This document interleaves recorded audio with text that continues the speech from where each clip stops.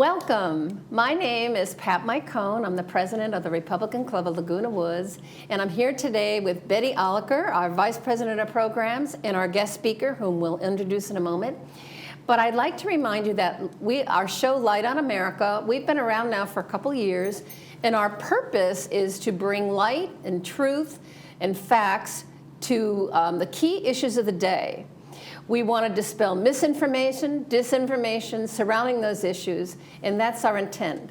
So for now, I want to just bring it over to Betty Oliker, who is going to introduce our guest speaker. Okay, it gives me great pleasure to introduce Eli Komai with the John Birch Society. He's a Southern California field coordinator, has extensive experience in political presentations. Eli is going to discuss the history of the John Birch Society, how the society spreads the values of limited government kept in check by a moral, responsible, and better informed public. Eli promotes the understanding of what this country was founded on, simple and timeless principles. Eli finds that it is both easier and more effective to focus on principles that more people can agree with and understand and ultimately strive to live by. Recalling something the editor-in-chief of the New American Magazine, Gary Benoit, said recently, principles breathe life into the particulars. Eli focuses on distributing New American magazines to reach a common and fundamental understanding through the original and outstanding Constitution series. The Constitution is the solution. Eli has a BS from Cal Poly Pomona. Eli. Hi, thanks for having me. Okay. Welcome, we're so glad to have you. I met Eli a year ago. The first time I met him, I went to a conference last September, and I had heard about the John Birch Society, and it was then that I'd think, I really want to find out more about this, especially when I read that one of the missions is to stop global tyranny. So we're thrilled to have you, Eli. And last month you spoke at the Tea Party. You spoke at that, and we had a good crowd there. So now today, we just look forward to hearing about the mission, the history, the mission, and anything else you can tell us about so we can know more about the John Birch Society. Sure. As you know, the Birch Society is one of the most tenured groups in the freedom movement we see alive today. Now, it's gone through different names and had different names, sometimes at the same time, right now, it's the MAGA movement behind Donald Trump, the America First movement.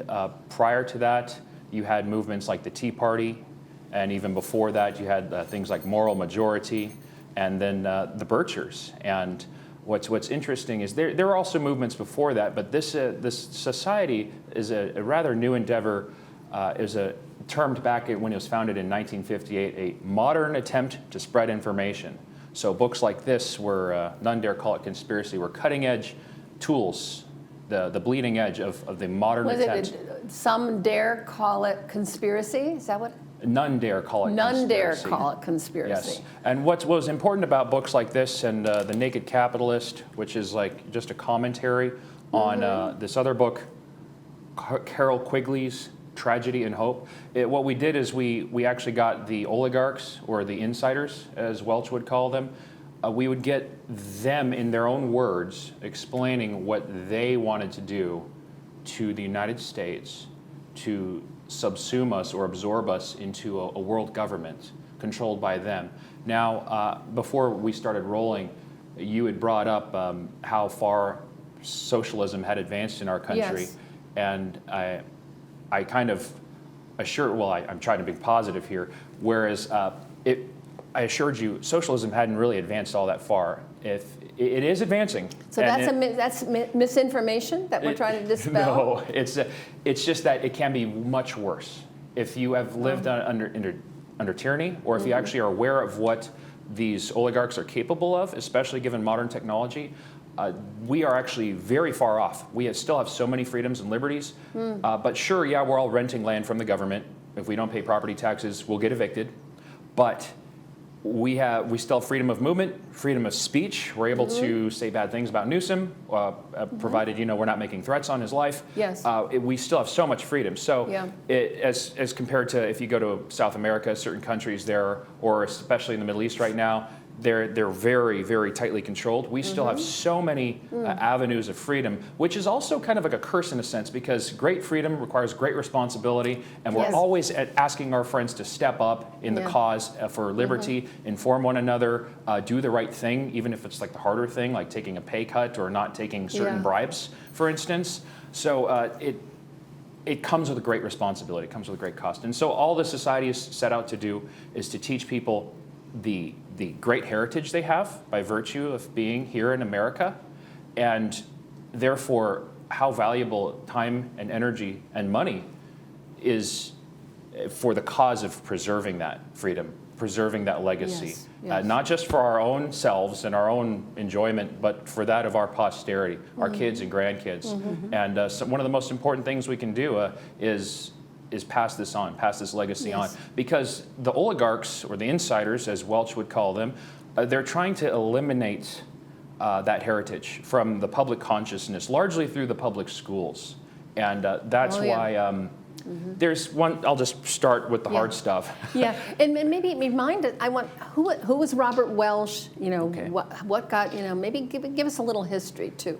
Okay, Robert Welch was a businessman. Now here's the deal. There's two kinds of businessmen. There's ones who are so big and they're playing with the insiders. They're playing ball with the actual oligarchs who are trying to dominate the world. I'll just say this. There's two kinds of businessmen. There's good kinds and bad kinds. And the good kinds are ones who like free and fair competition, and there are bad kinds like Rockefeller, what's his name? John D. Rockefeller, who was quoted as having said, and this is how you know he's a bad businessman, J.D. Rockefeller said, "I consider competition a sin." Free and open and fair competition is a sin. As Jack McManus, the former president of the John Birch Society, would say, competition produces excellence. And so True. Robert Welch was one of those businessmen who believed in free, fair, and open competition because it would challenge him to become better Yes. rather than just become complacent. And so what Robert Welch did is he was a brilliant man. You can read a little bit about his biography, but I'll just give you the short version. He had a couple other friends. He was in the candy manufacturing industry. Candy? Candy, yeah. He made, if you recall, sugar daddies and sugar babies. Oh, right. He had made the process to produce those, and he was making. I a remember tiny, eating those. Yes. there. So he was the, he was a candy baron, if you will. Was in the business of that, and then he had the opportunity to retire. He actually had a lot of friends also who were also in manufacturing as a part of this group called the National Association of Manufacturers. It was like the Chamber of Commerce, but it was good guys. It was guys who believed in free and open, fair competition, not kicking away the proverbial ladder, so to speak. Once you've climbed up onto a high place in business, you're not just going to kick away the ladder for other guys not to join you. You're actually going to try and pull others up with you. That's actually the cornerstone of what makes America Yes. so blessed as far as resources and opportunities for just the common person, is there's been a lot of people before us who decided rather than hogging things to themselves like special intel or opportunities, they actually extend it and they share it with others. So they don't kick away the ladder. Welch and his friends in the National Association of Manufacturers were those types of businessmen.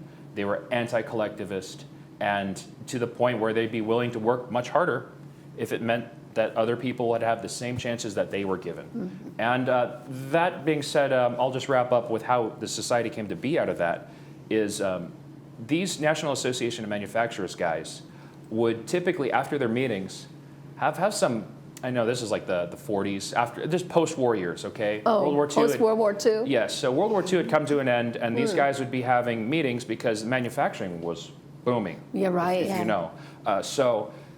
After the NAM meetings, a lot of the guys knew that Robert Welch was a real egghead. Like, he knew his history, like, deep. And so... You mean like our founding fathers, our Constitution, or, Yes. okay. Yes, and what was also going on in the post-war years with Eisenhower and all these folks. And so they would always usually have like a little caucus unofficial caucus, after the meetings would conclude, and they would always be asking Robert or Bob Welch questions on history or even current events. and they even like termed it and this is just from like an inside source, don't know if this has actually happened, but they would call it a let's ask Bob hour. Oh, Yeah. And so that's great. he saw the concern of his peers.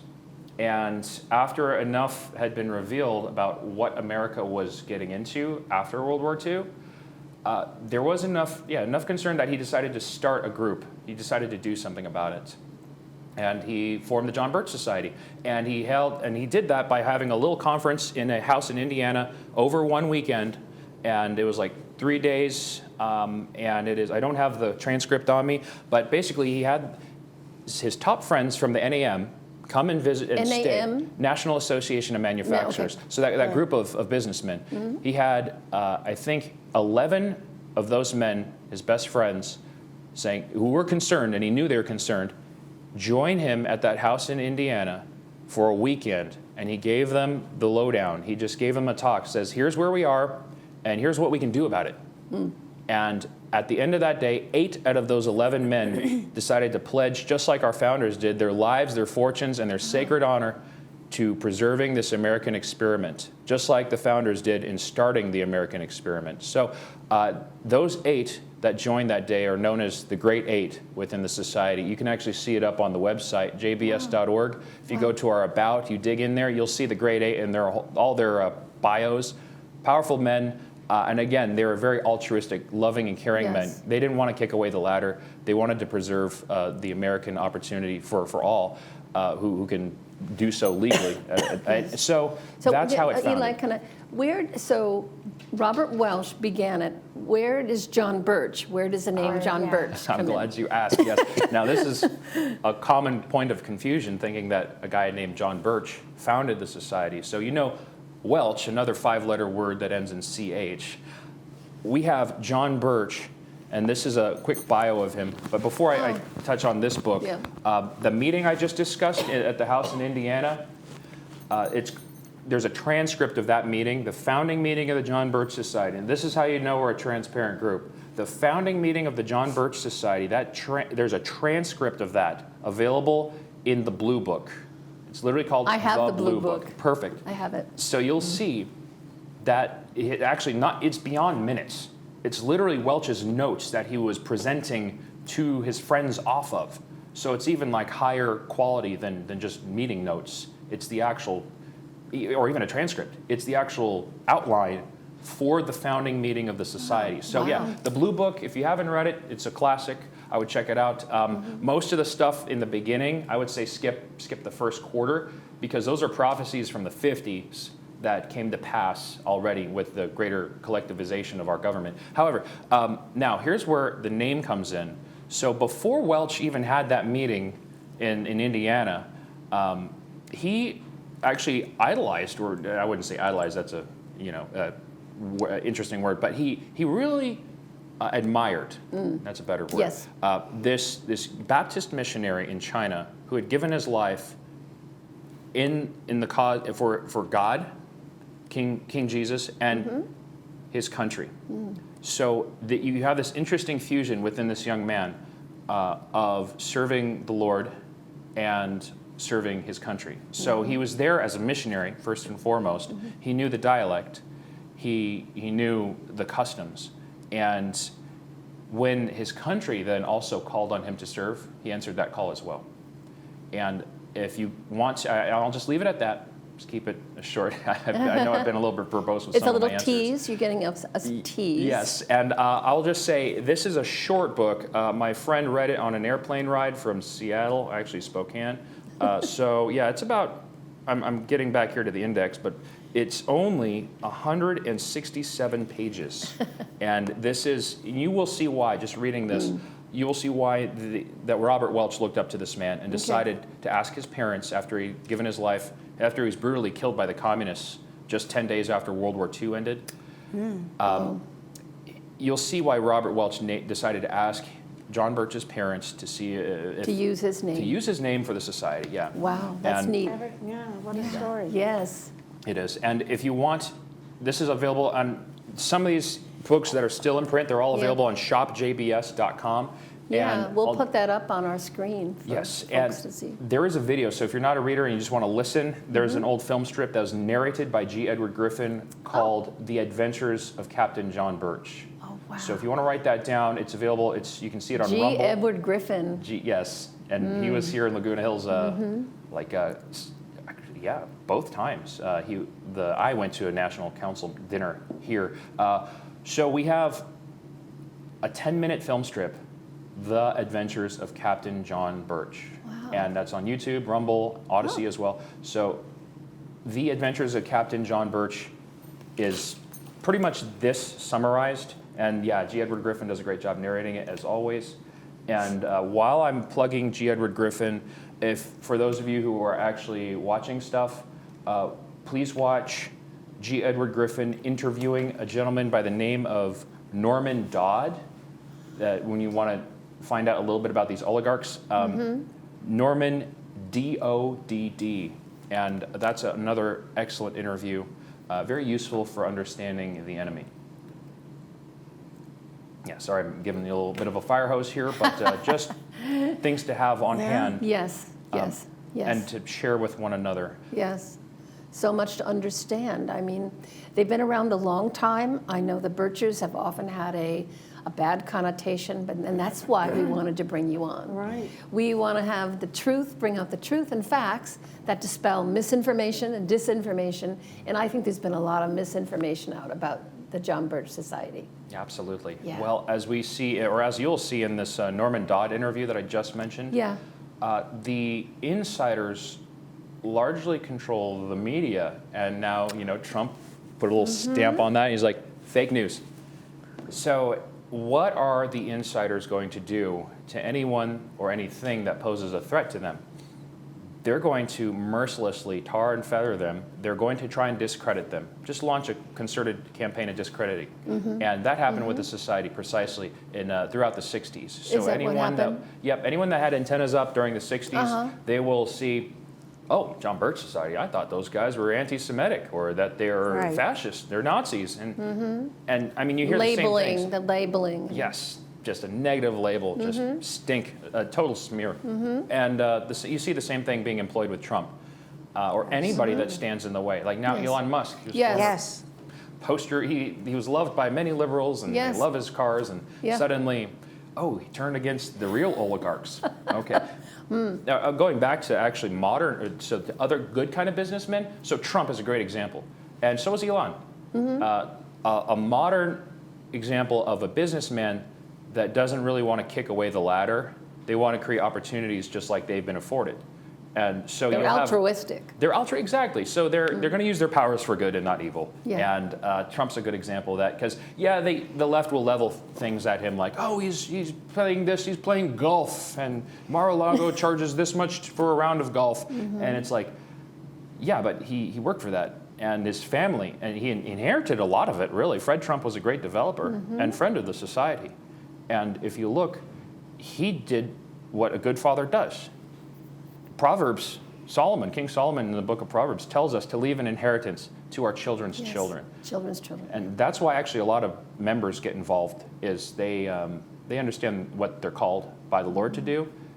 Where on a faith aspect, I'll note that the society is interdenominational. I wouldn't even say it's non-denominational. It's an interfaith coalition. That's a good word. Yes, Yeah. because this enemy is way too big to be squabbling about just faith walks so much when there's a larger, much more present and pressing evil staring us Yes. straight down in the face every day, or even just taking money out of our bank accounts every month or every year. So we're willing to put aside those things as far as politics goes to work together. So it is very much interfaith. There are a lot of Protestants, as you know. John Birch was a Baptist, so there's a lot of Baptists, and there's also a lot of Catholics, and a lot of Mormons, and who else? Some Seventh Day, not too much, and then a lot of libertarian atheists. So it's a huge coalition for a very awesome cause. Very And broad. Yes. coalition. Sometimes, yeah, and we also have a fairly focused, but again, we're going against the insiders. Our major goal is to Yes. end the conspiracy, restore the American experiment to what is originally envisioned. There's a lot of money, like a lot of money riding on this. The oligarchs have a ton of power, and so the only way we can actually fight back is being informed and making sure others are sufficiently informed and using daily actions pushing back. And just little things here and there. If we outnumber them like a gajillion to one. So we just need the average guy to be a bit more informed on some of the things in our agenda and just some really basic stuff. Let me just, before I forget, highlight this video. This is another video available online. Out of all the things that the Society has ever produced, ever, and on this desk, Overview of America is the single most important tool. Have either of you seen it? No. Overview. No. Okay, it's 30 minutes long. If you're only going to show your family one thing, or actually even just walk away from this with one thing, you need to watch Overview of America, and it covers all the basics. And it's, let me just say, this is required reading for American citizens. And even anyone who We wishes should to have know. this as in the Yes. curriculum in high Yes. school. Yeah. Yes. And maybe even grade school. Some of the most top wise commentators in the YouTube comments section of this video, they've said the exact same thing. This needs to be taught in grade school. Problem is the oligarchs largely control the public schooling system, and so they'll give you false binaries instead of actual civics. And by false binaries, I mean they'll pit fascists against socialists, even though Nazi means it's slang for National Socialist. It's shorthand, National Socialist. So I is never it? knew Oh, that. okay. it's a Yeah, false I didn't know binary. that either. yeah, Yeah. two different flavors of big government. Okay. There's still big government. You have Coke and you have Pepsi, still soda, just two different brands. But they are still two different forms of large government.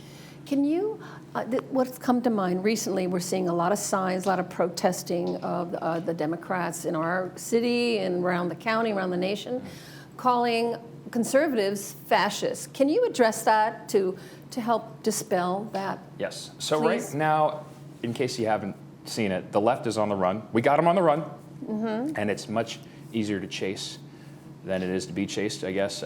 It's an advantageous position to be in, to be on the offensive. So what they're trying to do is they're grasping at straws to put us back on our heels and back on the defense. Just they're throwing everything and the kitchen sink at us. So we have names like fascist coming out, and that's just being applied not even to like more like Birch types, but now to every conservative. Yes. And it's to try and get us back on the defense. Again, I'm glad you brought this up because if we can actually get them to define fascism, and I did this the other day. I was in Sacramento last week, and Yeah. I asked, they're having like a little protest there, and I asked one of the guys before they were told by their chaperone, the coordinator, not to interact with the public. Oh.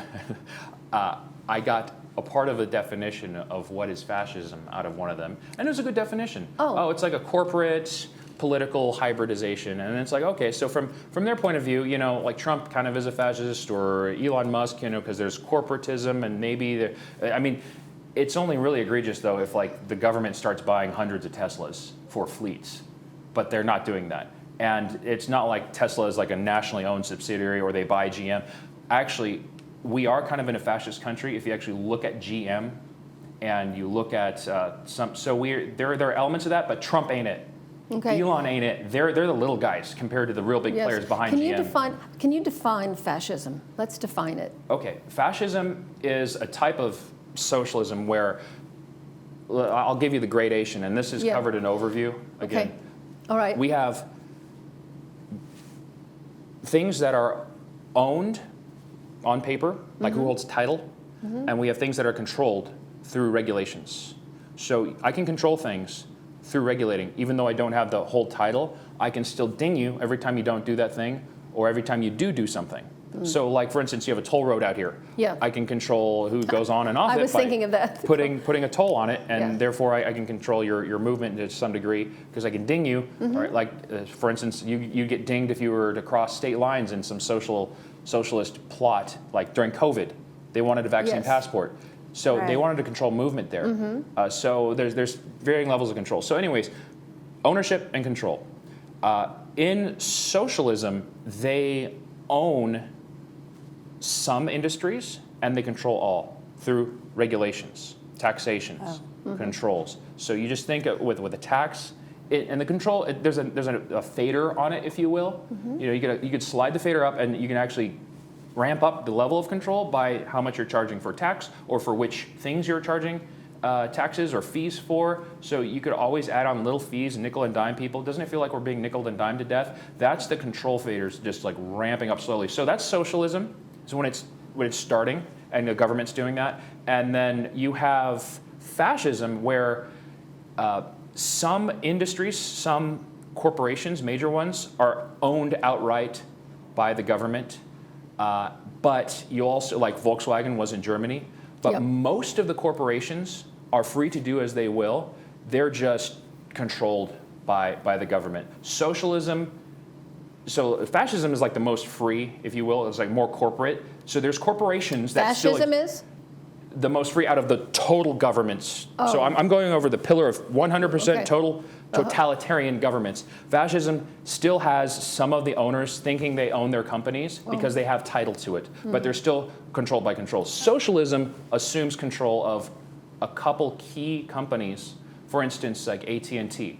They telecom, transport, Amtrak. So we have more socialism here because we have things that are controlled or, if not owned, outright. So AT&T actually still owns itself, has its own independent board of directors, supposedly independent board of directors of AT&T, and that's more fascist in a sense because they're not owned by the government, but the government controls them through taxations, control, a whole array of matrix of controls. Whereas socialism would be more like if AT&T was a government subsidiary, Okay. or if like Amtrak is a good example, they're owned by the government. And then we have the granddaddy of all total government systems at the very top, which is like full-blown communism. Now, communism is where everything is owned by the government. There is no free enterprise. Cuba, Yes. China. China, or at least every company has to have a like a PLA or Communist Party member sitting on the board monitoring the minutes. So Okay. they can't do anything. Just like even with the churches, every church has to have some sort of oversight from the Communist Party. Yes.